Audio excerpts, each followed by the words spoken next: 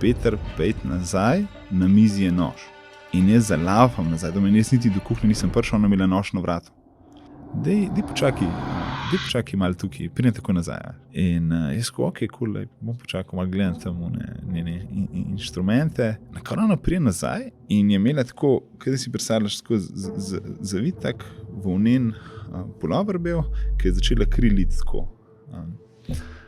In jaz tako oni paniki, ali pa bomo rekli, v onem šoku, ne veš, kaj bi naredil, a veš. In jaz ko ne rečem, dej tukaj počakaj, pridem tako nazaj. Sem razmišljal iti v kuhno, kuhna je sicer bila malo dlje, in jaz sem šel iz te glasbene sobe proti kuhnji in jaz presežem, nek glas mi je rekel, Peter, pejt nazaj, na mizi je nož. In jaz zalafam nazaj, domeni, jaz niti do kuhnje nisem prišel, ona imela nož na vratu.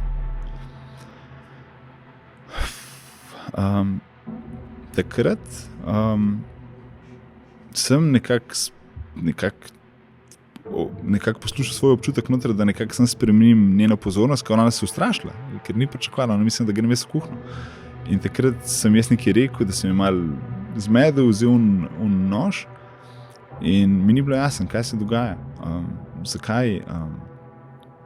zakaj tako reagiraš, kaj je narobe, veš, mi ne vemo, kaj je z ljudmi, tudi kad si ti meni rekel, da se ne poznava tako dobro, mi ne poznamo nobenega izmed nas dovolj dobro. In še posebej ljudi, ki jih vidiš na cesti, ki si misliš v glavi lahko marsikaj, ki ti možgani sestavljajo neke razumske formule, ki nima nobene veze z stvarmi, travmami, ki so ljudem zgodili.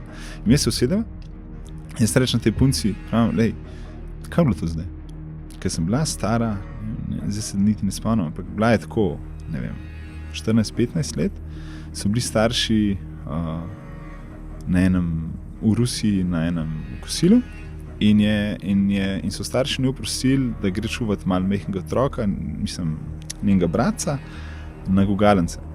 In ko je ona njega googala, je bila itak slabe volje takrat, kva moram jaz tukaj biti, kva se moram s tem otrokom ukvarjati, in ga je preveč porinila in ta otrok pade in je postal paraplegik. In s tem so njeni starši se njej nekako odrekli s tem, da so ji kupili stanovanje v Ljubljani in pač seveda je imela zelo lepo stanovanje. Ona je bila pa rasulu in ne obsojam, pač takrat sem jo, ker nisem vedel, kaj je v zadnji.